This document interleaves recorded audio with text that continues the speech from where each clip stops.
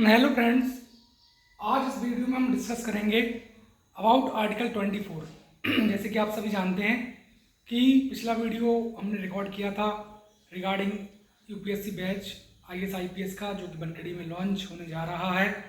15 सितंबर 2025 से हमारा batch launch है, तो जल्द से जल्द आप लोग इनरोल करें। बनखेड़ी के आसपास पिपरिया, सोहागपुर, करेली, नरसिंहपुर एरिया के सभी लोग।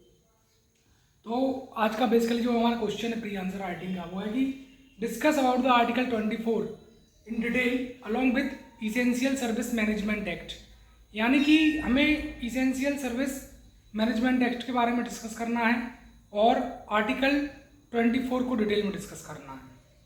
तो बेसिकली आर्टिकल 24 जो है वो इस बात को बोलता है कि कोई भी चाइल्ड अगर है, बच्चा जो है, सो वो किसी भी हजार्डियस एम्प्लॉयमेंट में जो है उसको जॉब ना दी जाए, यानी हजार्डियस एम्प्लॉयमेंट में ना लगाया जाए। किसी भी फैक्ट्री में, मतलब जो कि हजार्डियस जहाँ पर केमिकल वगैरह सब्सटेंस बनते हैं, या कोई माइन है, खदान है, वहाँ पर भी उस चाइल्ड को जो है एम्प्लॉयमेंट प्रोवाइड ना किया जाए। ये बोलता है हमारा आर्टिकल 24। थोड़ा सा हम देखें कि चाइल्ड का मतलब क्या होता है। तो 14 साल से कम, less than 14 year of age, ये होता है चाइल्ड। बात करें एडोलेसेंट कि एडोलेसेंट क्या होता है, तो एडोलेसेंट होता है 14 साल से लेकर 18 साल तक, 14 साल से 18 साल तक। और अगर हम बात करें कि भाई एडोलेसेंट क्या होता है, तो एडोलेसेंट होता है आपका 14 से 18। और एडल्ट क्या होता है, एडल्ट होता है 18 साल से बड़ा, एडल्ट होता है 18 साल से बड़ा। ठीक है, फिर हम आगे बात करते हैं कि भाई हमारा जो इस तरीके से बोला गया गवर्नमेंट ने कि कोई भी फैक्ट्री माइन में या हजार्डियस एम्प्लॉयमेंट में नहीं चाइल्ड को एम्प्लॉयमेंट दिया जाएगा। और सुप्रीम कोर्ट ने, अपेक्स कोर्ट, सुप्रीम कोर्ट ने इस बात को बोला कि जो भी फर्टिलाइजर, मतलब जो फायर क्रैकर्स जहाँ पर बन रहे हैं इस फैक्ट्री में, जैसे आप जानते हैं कि दीपावली के टाइम पर बहुत सारी जो हैं दुकानें लगती हैं, शॉप लगती हैं क्रैकर्स की, अलग अलग तरीके के क्रैकर्स जिसमें एक्सप्लोजिव सब्सटेंस भी इंक्लूड होते हैं। तो कोई भी चाइल्ड जो है किसी भी क्रैकर इंडस्ट्री में भी उसको एम्प्लॉयमेंट अपॉर्चुनिटी प्रोवाइड नहीं की जाएगी। इस बात को सुप्रीम कोर्ट ने जिक्र किया। सस्टेनेबल डेवलपमेंट गोल 8.7, उसमें भी इसी बात को बोला गया, जिक्र किया गया कि भाई चाइल्ड लेबर को कहीं ना कहीं जो है एक्सक्लूड किया जाए, चाइल्ड लेबर को एलिमिनेट किया जाए सोसाइटी से। बचपन बचाओ आंदोलन, जैसा कि आप जानते हैं कैलाश सत्यार्थी ने बहुत सारे एफर्ट्स किए उसके लिए, बचपन बचाओ आंदोलन के लिए, और उनको नोबेल प्राइज इसके लिए दिया गया। फिर अगर हम आगे बात करें फर्दर, तो जो United nation convention on right of child है, उसने तो इस बात तक को बोल दिया कि भाई चाइल्ड को जो है इंडिविजुअल ह्यूमन बीइंग देखा जाए, जो भी पेरेंट्स की एक्सपेक्टेशन उन पर ना थोपे जाएँ और पेरेंट्स हर बात में इंटरफेयर ना करें। चाइल्ड की पर्सनालिटी डेवलपमेंट के लिए, कम्युनिकेशन डेवलप के लिए ज़रूरी है कि चाइल्ड खुद से डिसीजन ले पाए, जिससे कि ओवरऑल उसकी पर्सनालिटी शेप हो और आगे चल के हमारे इंडिया की इकोनॉमिक ग्रोथ के लिए वो एक as a good job, software skill develop करे और अच्छी जॉब जो है उसको मिले, इससे ओवरऑल इकोनॉमिक ग्रोथ जो है इंडिया की भी हमारी बढ़ जाए। फिर बात करें अगर हम इसकी ILO international labour organisation convention 182 की, तो उसने भी इस बात पर एम्फेसिस किया कि भाई कहीं ना कहीं जो चाइल्ड लेबर है वो एलिमिनेट हो और हमारा जो भी ह्यूमन है, ट्रैफिकिंग है, स्लेवरी है, इनसे चाइल्ड लेबर मुक्त हो जाए। फिर आगे अगर हम बात करें further, child adolescent protection right act जो पार्लियामेंट ने इनेक्ट किया लॉ, तो उसमें इस बात को जिक्र किया गया कि किसी भी तरीके का जो चाइल्ड लेबर है उसको मतलब जो है हटाया गया सोसाइटी से। बस उसमें 2 एक्सेप्शन है।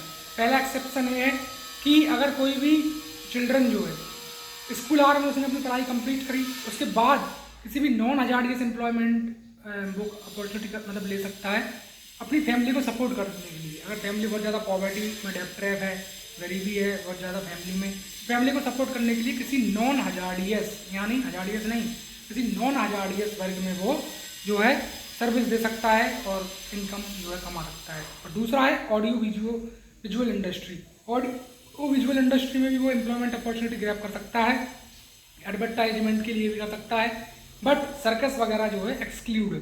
सर्कस जो इसमें इंक्लूड नहीं है ऑडियो विजुअल इंडस्ट्री में, ऑडियो विजुअल इंडस्ट्री में सर्कस को इंक्लूड नहीं किया गया है। फिर बात करते हैं हम इसेंशियल सर्विस मैनेजमेंट एक्ट की।